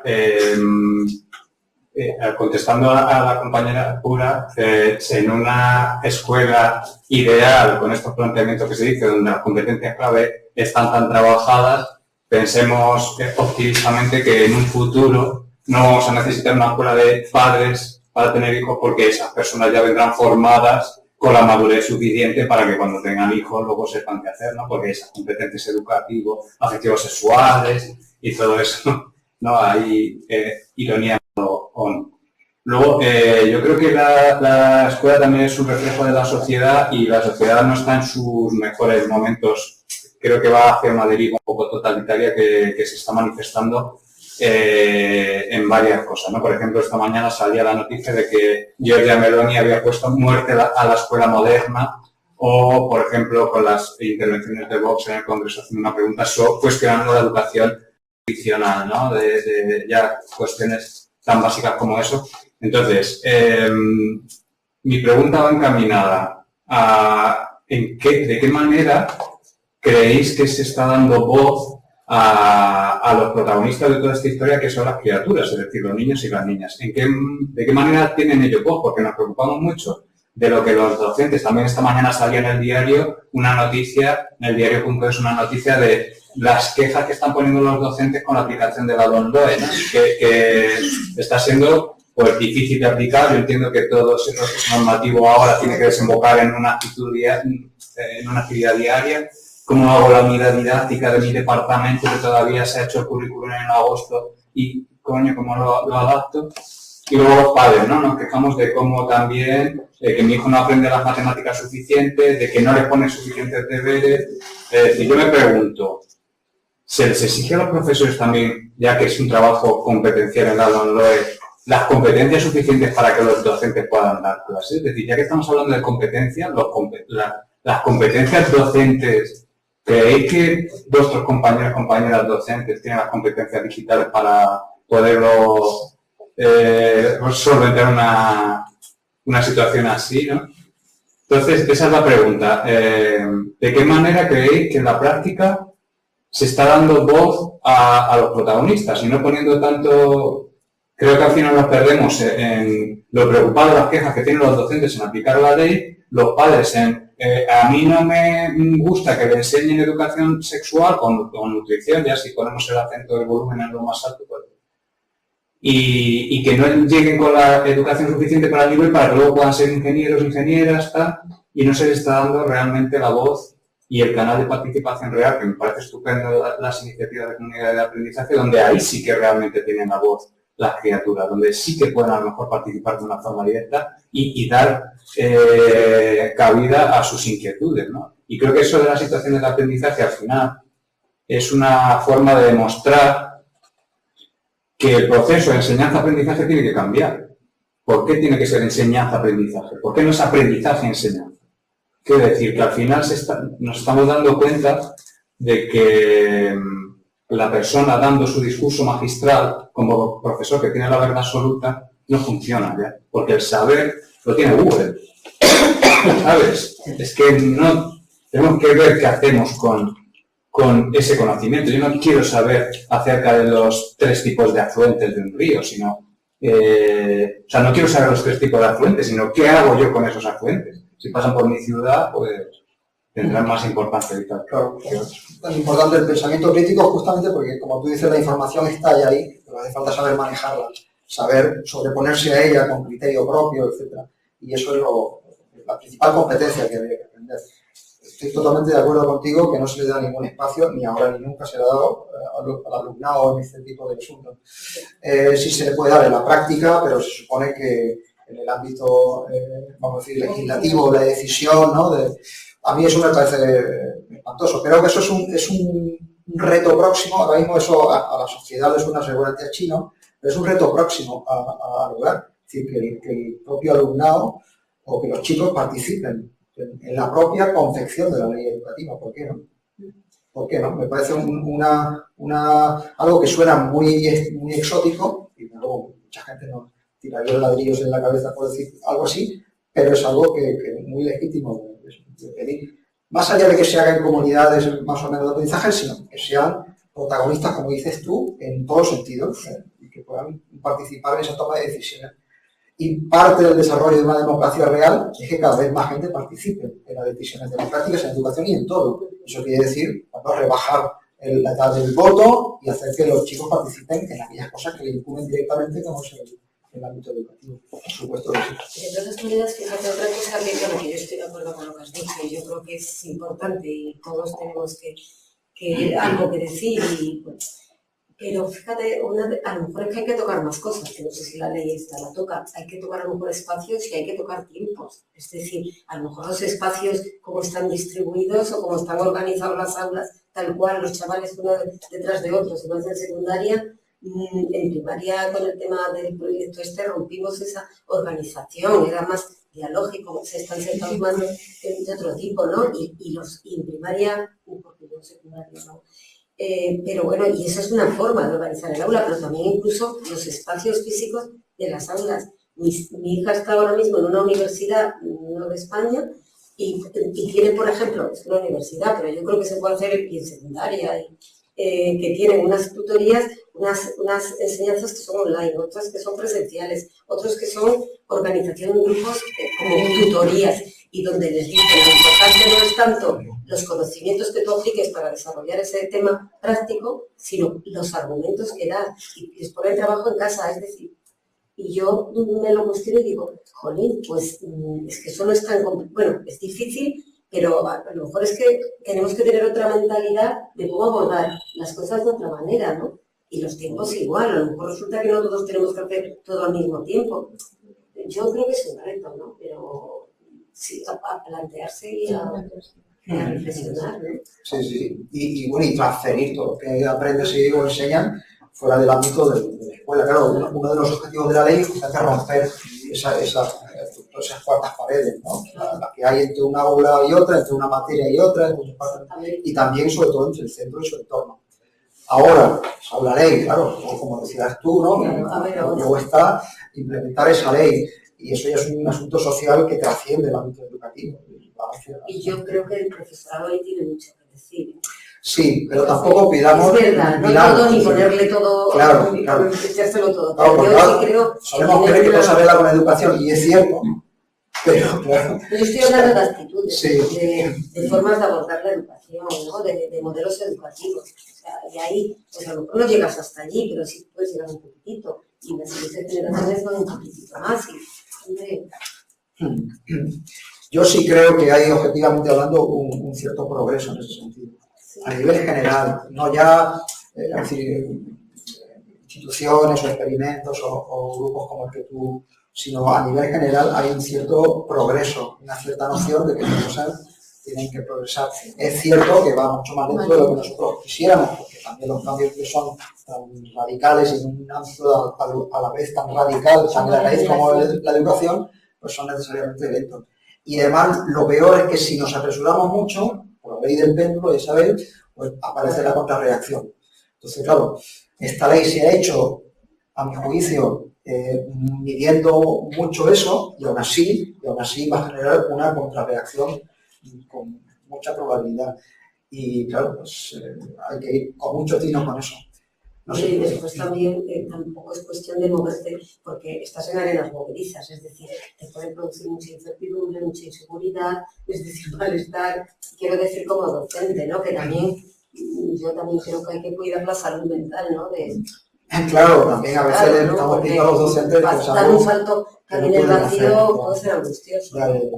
Ahí hay que cambiar antes el proceso de selección de formación, porque de momento los docentes, hablabas tú antes de las competencias, son funcionarios que han sacado una oposición, tienen un título universitario, igual han dado un curso de pedagogía, pero no tienen más. Le estamos pidiendo que se readapten continuamente.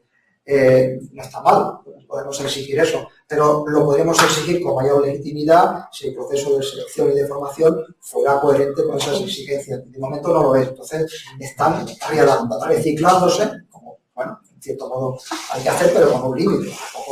Es decir, volvemos perdón. Vicente, vamos a ver.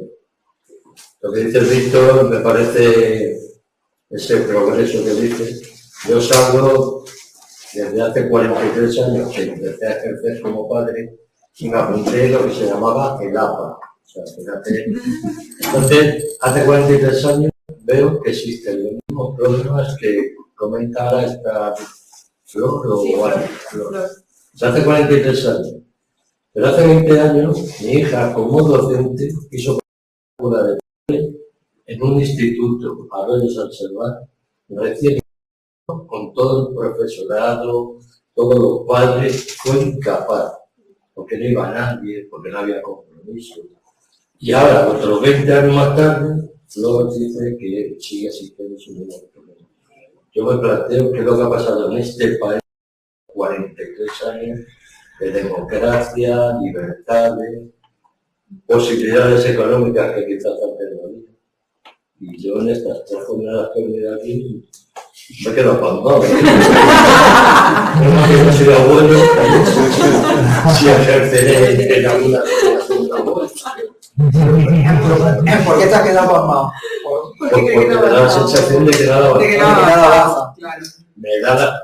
No soy muy pesimista. Yo ahora cuando le decía a Víctor lo de la ley, yo le comentaba lo de, como mínimo, hace falta una generación como mínimo, entera, como mínimo. Porque yo vengo de una generación que podría ser tu hija, pero de otro día, porque tengo la edad de tu hija, yo la conozco, y yo me criaba con una familia, con unos padres como vosotros, en los que estaban implicados, en lo que sí había una asociación de padres y madres, en las que sí están implicados desde el principio. Entonces, ellos pusieron la semillita, igual que la pusiste tú, y de esa semillita hay una generación, que es mi contemporánea, que sí que hay.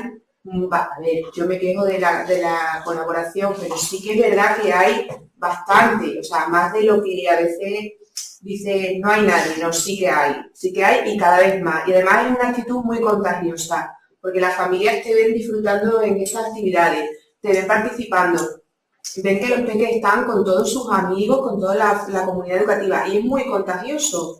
Entonces sí que esa semillita que vosotros pusisteis cuando empezó la democracia realmente, pues sí que ha avanzado un poquito, y lo que yo creo que ha avanzado muy lento, está avanzando muy lento, pero sí que creo que tendrá sus resultados y que, por ejemplo, nosotros somos más, nuestros hijos que son ahora pequeños están mucho más avanzados en cuanto a pues, todo el tipo de igualdad, cooperación, todo ambiental, en todos esos aspectos, y se va haciendo la bola un poquito más grande. Que siempre hay alguien que lo fastidia, pues siempre hay alguien, pero yo confío en que vamos lentos, pero vamos bien, o quiero confiar en ello.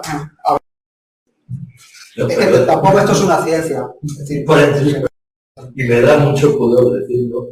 A mi hijo, el pequeño, le matriculamos, por desgracia, por un accidente que no quiero decir, en un colegio concertado. En el APA. Y os puedo decir que eso funcionaba como un hermano. Ahí, reunión que había, iba todo el mundo. Porque yo creo que la directora, padre que faltara, lo tomaba nota y salía. O sea, que una de las diferencias... Pues yo te digo que eso ahora no es así, ¿eh? Bueno, pues por lo menos aquí en el foro de AMPA de Mérida no es así. Los concertados, la familia no están tan involucradas, al revés. Dejan más en manos de esos centros la educación de sus hijos. Claro, es que también depende mucho del centro. Cada centro es un pequeño microcosmos y depende de cómo funciona eso. Pero en general, hablando de lo que tú decías, hombre, el tema es que la educación no es una ciencia que progrese simplemente más o menos porque se descubran cosas, sino que también es un asunto fundamentalmente político. Entonces, la educación es un asunto político, de cómo queremos que sea la gente y que tenga en la cabeza pues, dentro de 20, 30 años, lo que sea. Entonces, claro, pues, eso quiere decir que hay idas y venidas. Cuando tú eras joven, igual que yo, pues había una gran eclosión, había movimientos de renovación pedagógica muy potentes en el país, que estaban muy, digamos, acompasados con el momento de la transición.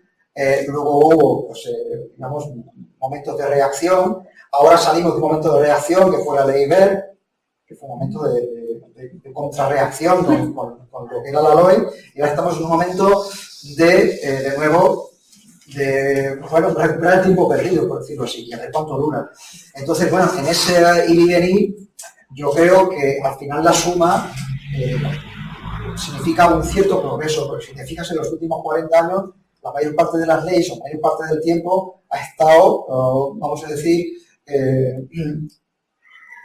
ha estado vigente una ley progresista en educación, la mayor parte del tiempo, y eso va dejando un pozo, aunque haya habido contrarreacciones, ¿de acuerdo? Pero va dejando un pozo, y ese pozo, pues como decías tú, pues generación tras generación, pues bueno, quizá no notemos el cambio así a escala pequeña, pero sí va a dar lugar a cosas, a asentar cosas que ya son prácticamente indiscutibles. Por ejemplo, yo qué sé, el tema de las tutorías, el tema de la participación de los padres, el tema el tema de la educación afectivo-sexual, que es como un tema tabú desde hace una vergüenza, no es un tema tabú desde hace 40 años, pero cada vez la gente lo ve con más naturalidad. Si no en la etapa infantil, que todavía habría que convencer a la gente de que es necesario también, al menos en la etapa de secundaria y bachillerato. Es decir, y eso pues, significa un cierto progreso, que esas cosas se vayan asentando, ya casi nada. Por lo menos se hable de ellas. Con eso ya... Aunque se hable con normalidad. Es decir, que hay motivos para ser moderadamente optimista, creo yo. El pesimista se ha ido, pero... hay dos palabras pedidas, está Jesús y luego Damián. De todas maneras, esa evolución, que yo sí estoy de acuerdo con él, de que hay un pozo que ha ido dejando, sobre todo la LOCSE, la tan denostada LOCSE, yo creo que tenía un fundamento. Se ha permitido, por ejemplo, la escolarización del alumnado hasta los 16 años, la inclusión, por ejemplo, que teníamos al alumnado, pero hay grietas importantes, hablamos la semana pasada de la inclusión educativa y sobre todo de las grietas que está dejando la desigualdad social que existe, pero al final la escuela es un reflejo de la sociedad, ¿no? Y en eso precisamente consiste este ciclo, en que repensemos o desde aquí promovamos ese pensamiento crítico en torno a la escuela que queremos. Jesús y luego Daniel. Primero, una opinión. Yo ahí estoy completamente en desacuerdo con Flor sobre el tema de la participación. Digamos, sociológicamente está clarísimo que hay, igual que hay una desafección hacia la política, cada vez más por ciento de la ciudadanía, la participación en cualquier ente así que promueva una ciudadanía crítica, no sé cuánto, vamos, las AMPAs de hecho en secundaria sobre todo están completamente desaparecidas, pero es que en primaria, si no son centros con una caracterización concreta, también. Yo ahí soy mucho más pesimista. Y luego a Víctor le quiere preguntar por qué esa que ha dicho Ana sobre el tema del debate de los espacios y los tiempos, a mí me parece esencial en la escuela en España. Y de hecho, cuando hubo al principio como varias ponencias de estas sobre el debate, había una específica sobre los tiempos y los espacios. Pero a mí eso se ha quedado luego por lo menos en secundaria, en agua de borrar. Porque al final la ley te establece taxativamente, por lo menos a nivel laboral, las clases tienen que ser clases de 55 minutos exactas y además tienen de 8 a tanto, ¿no? Todo el mundo tiene que estar a la misma vez en el centro, en las clases. Eso no hay ninguna vía de avance, ni de análisis, ni de estudio de otros sistemas educativos, cómo funcionan, cómo a nivel del ministerio. A ver, con el tema que os decía antes de la situación de aprendizaje como unidad básica de trabajo, pues sí se ha abierto un poco la mano en eso. Es decir, la mano quiere decir que se ha abierto la ley para que tú puedas plantear en tu centro pues, una organización diferente, por ejemplo, para trabajar proyectos interdisciplinarios, que se salgan del ámbito de una materia y, por tanto, de un aula, o que incluso puedas desarrollar actividades fuera del entorno del centro, ¿no? En el contexto social, ¿no?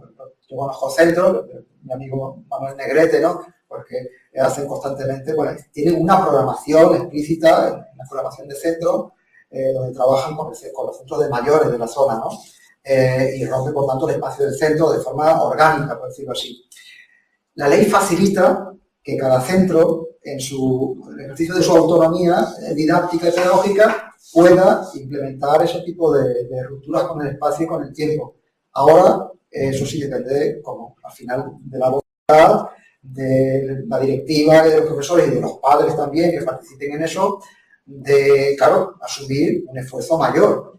de organización primero y quizá incluso de trabajo después, al menos de trabajo al principio, luego ya cuando eso se rutiniza, pues igual el trabajo no es tanto, pero hay que confesar que en un centro como el que yo trabajo, que somos 120 profesores y hay 1.800 alumnos, entre nocturno y diurno, claro, organizar eso es muy, muy complicado. Pero de hecho, sí es cierto que la ley abre la puerta a que desde la autonomía de cada centro eso se puede hacer. Y bueno, eso es un paso adelante. Ahora falta que haya voluntad de hacerlo. Sí, ¿no? hay gente que lo hace y son gente que puede ser un poco, pues, vamos a decir, una semilla, como decías tú, para que los demás se animen. Suena difícil al principio, pero luego está el tema de la conciliación de la vida de cada uno. El profesor también tiene su vida y claro, no puede estar con un horario diferente cada semana. 24 horas al día. Entonces, pero sí, el principio se puede hacer, no está prohibido. Desde el nuevo marco legal no lo prohíbe, ¿no? Sí, prohibido ya sabemos que no. Bueno, Yo no sabía que prohibido no estaba, otra cosa es que...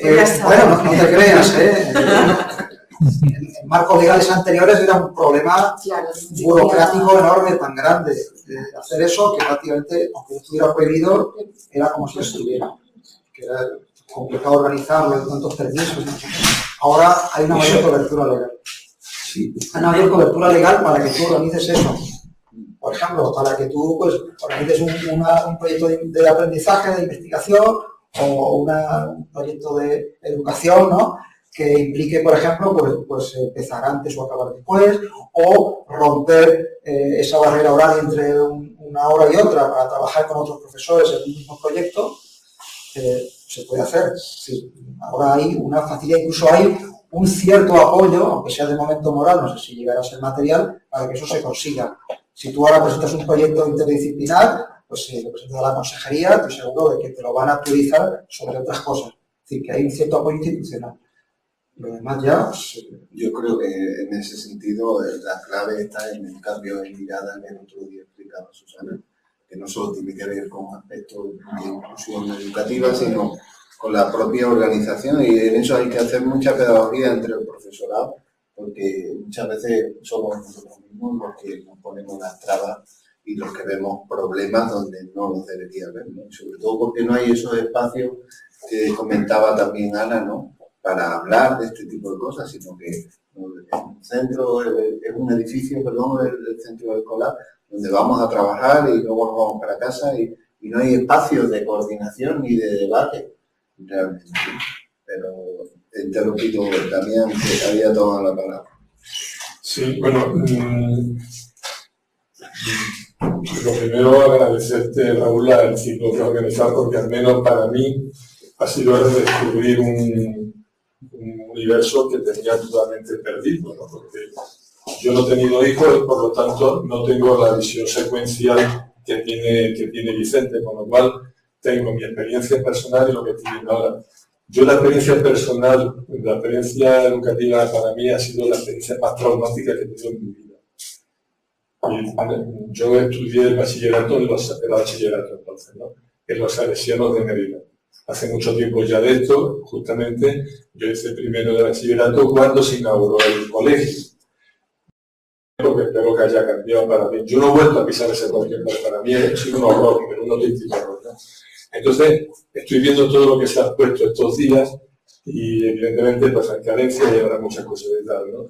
Pero a lo mejor es porque hay ese salto y la valoración mía por puro contraste, pero sí, bueno, nada que ver evidentemente con lo que yo digo, pero hay una profesionalización, hay unas inquietudes, hay, bueno, pues todo lo que hemos estado viendo de educación en valores, escuela inclusiva, incluida, etcétera, etcétera, que ojalá todos esos valores salgan para adelante, calen en el alumnado y vayamos hacia una sociedad pues mucho más solidaria, etcétera, etcétera. Entonces, digo también esto porque se ha producido en mí ese salto teniendo cierta sensibilidad social.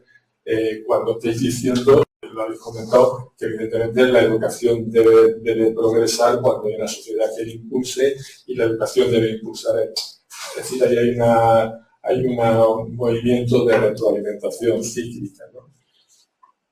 No sé si es que no existen esos cauces o por qué no decir que para mí la educación fue el trauma de los salesianos y ¿no? Después de esa... No, quiero decir que has hecho una exposición tan amplia y luego has quedado ahí, que para ti el cambio entiendo que es notable o es lo que más o menos intuye. Positivo. Es verdad que como docente yo lo he vivido así, he tenido la oportunidad también de trabajar en todas las etapas educativas y tengo una mirada, tuve la oportunidad, por ejemplo, de trabajar un año en Santa Eulalia con Víctor, he trabajado fundamentalmente en primaria y en infantil, he trabajado en educación de adultos y sí que me decía una persona que todo va dejando pozos, ¿no? Y todo se trata de ir construyendo y yo no he creado este ciclo para hablar de las maldades de la LOE, que tienen muchas déficits, muchas deficiencias. Ya desgranó el primer día también Enrique. Pero yo creo que lo que hay que transmitir también es que hay otra forma, otra mirada sobre la educación, que es lo que debemos socializar y que es lo que debemos potenciar.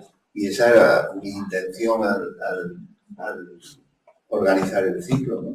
Que hay muchas cosas que mejorar, por supuesto, para eso estamos aquí, para descubrirlas entre todos y socializar sobre todo a esa parte de la sociedad que es más ajena al mundo educativo en lo cotidiano.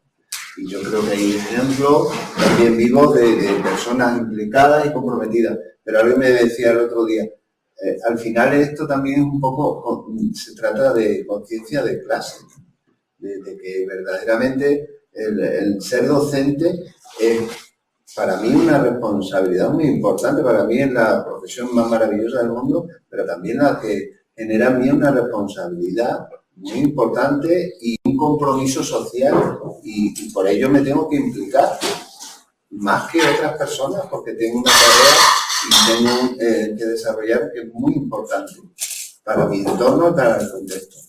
Y luego, pues eso, hay que implicarse en otras tareas también. Sí, pero digamos que el colofón también era porque yo estaba al margen de un aspecto tan importante en el proceso de socialización de las personas.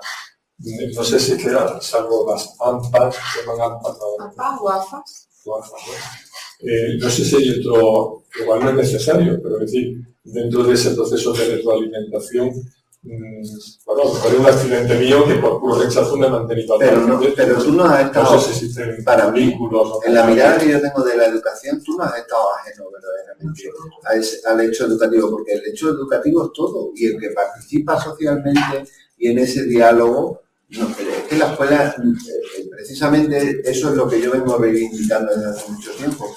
Que al final las escuelas, los institutos se han convertido prácticamente en cárceles, encorsetados, además en un enrejado importante como para protegerlos del exterior y al final se convierten en centros que además se retroalimentan dentro. Parece que estás enseñando para la escuela y no enseñas para la vida. Y yo reivindico precisamente todo lo contrario, que hay que delegar esos espacios, esos tiempos y que hay que hacer escuela en todos los ámbitos sociales y que participa del diálogo social, pues por supuesto eres un actor importante y como referente social, al final aprendemos fundamentalmente por imitación. Entonces, eso es... Ahí, cuando has dicho lo de los institutos y los recintos estos amurallados, ¿no? Han apuntado, me parece que ha sido tú, ¿no? El tema de la arquitectura. La arquitectura a mí me parece que es fundamental en todos los ámbitos de la vida, porque nos condiciona eso, la arquitectura tradicional a la arquitectura de vanguardia. Entonces, yo no sé si la LOMLOE hace alguna consideración sobre la arquitectura de los edificios y la organización espacial del aula, porque claro, el hecho de que estemos así condiciona un tipo de relación, evidentemente, ¿no? No sé si eso se... No, pero ya tarde, claro. Bueno, no solamente la arquitectura, sino en general también el tema de los tiempos que decías tú, todo educa, hasta la pintura con la que pintan las paredes, ¿no? O pues lo que se escucha en un centro, es cierto, yo también, a veces Raúl hemos discutido de eso, ¿no? Realmente la escuela, eso lo decía Foucault, ¿no? Tiene la misma arquitectura que la cárcel y que un psiquiátrico, ¿no? Y casi la misma función, en cierto modo, ¿no? O ha tenido siempre, ¿no? Y de luego romper con eso implica también romper, como dices, con el marco arquitectónico, con el marco temporal, con el mobiliario, ¿no? Con la actitud en clase. Bueno, se quitaron las tarimas, algo es algo, ¿no? Pero aún así, por ejemplo, hoy muchas aulas, si no casi todas, hace ya 2 años y pico que no piso un aula, pero estaban condicionadas por la implementación de los ordenadores, es decir, por cuestiones puramente tecnológicas. Tú no podías hacer una tertulia dialógica porque los chicos estaban encajonados en mini despachos con un ordenador cada uno. Es decir, todo eso condiciona y educa muchísimo, igual que la actitud de los profesores, igual que muchas cosas. Y la ley no se mete en todos esos detalles. Yo creo que ya tarda, insisto, o la ley solo no vale. Hay que pues generar, por ejemplo, debates sobre un asunto que parece marginal, pero que no lo es en absoluto, de los edificios, de la luz que entra en el centro, ¿no? De lo que se escucha en los pasillos. ¿Por qué no escuchar música? Por ejemplo, ¿por qué tenemos que escuchar esas voces, ¿no? Un poco patibularias, ¿no? De gritos ahí, la lejanía, silencio, sepulcral. ¿Por qué no podemos escuchar una música que sea suave, etcétera? ¿Por qué no podemos tener obras, cosas bonitas en los centros? Es que los chicos lo van a romper. No lo van a romper.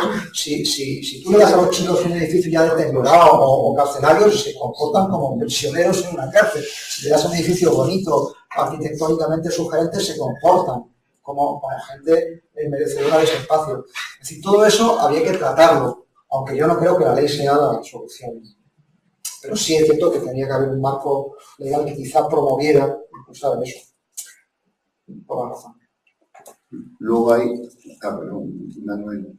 Yo que me he tragado todo el ciclo aquí sin abrir la boca, yo no saco mala sensación. Yo he sido docente 30 años, pero en otro ámbito, en el de las bellas artes y tal. No tiene nada que ver con lo que estáis hablando, pero algo me queda.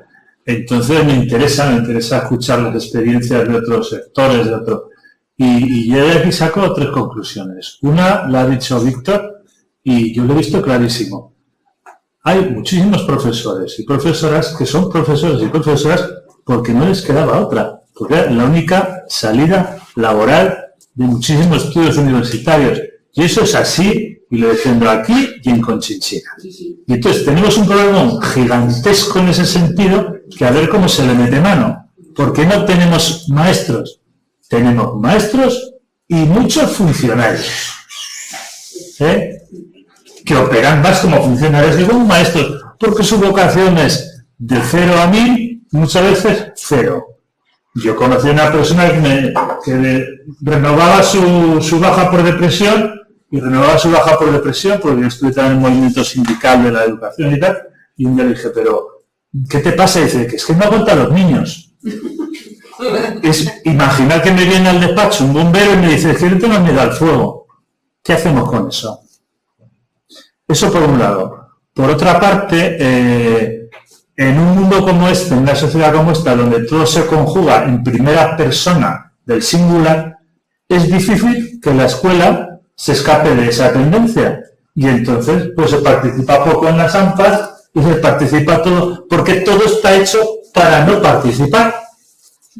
Y no hay más. O sea que no esperemos milagros.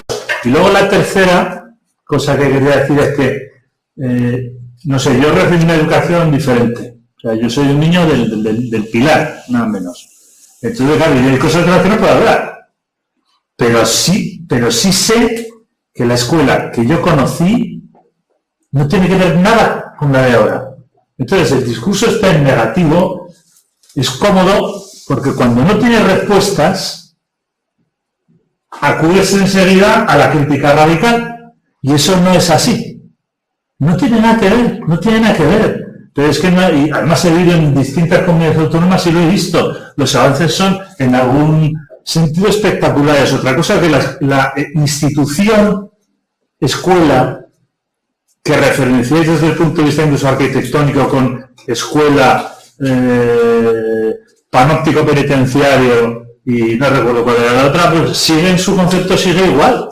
Entonces eso es así, pero decir que es lo mismo, para nada, vamos, para nada, es que hay que ver cómo iba yo a la escuela, con la mala folla que iba, a ver cómo van mis sobrinos. Es que no tiene nada que ver, por favor. No. Otra cosa es que es imposible sustraer la escuela del tiempo que la rodea.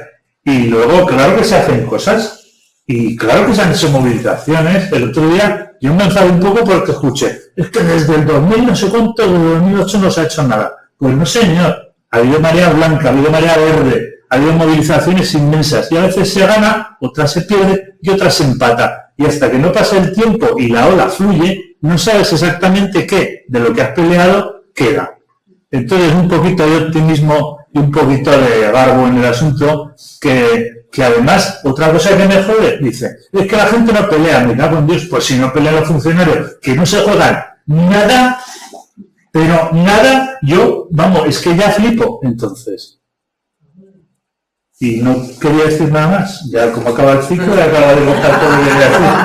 Y he sido dulce en algunas apreciaciones, que ya me ha tocado ir en alguna boda general a algunos institutos y ver las cositas que algunos profes me contaban, Ojo, y yo no soy ni de comisionero ni de UGT, estoy a su extrema siniestra, o sea que no soy de un sindicato pesebrado, que no de eso nada.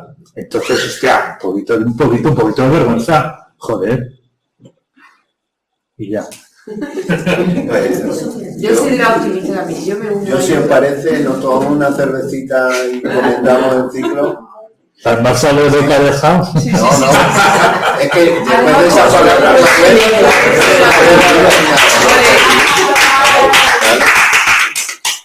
Begoña, ¿vas a decir algo? Parece que sigue la conclusión, o por lo menos lo que yo pretendo decir con ese salto del tiempo, que se ha avanzado y que se puede seguir avanzando. Claro, que no tengo una visión secuencial, entonces no sé si los pasitos han sido largos o cortos, para mí han sido... Claro, vivimos tiempos caóticos, difíciles. Callen porque dejo de grabar. Vale, muchísimas gracias.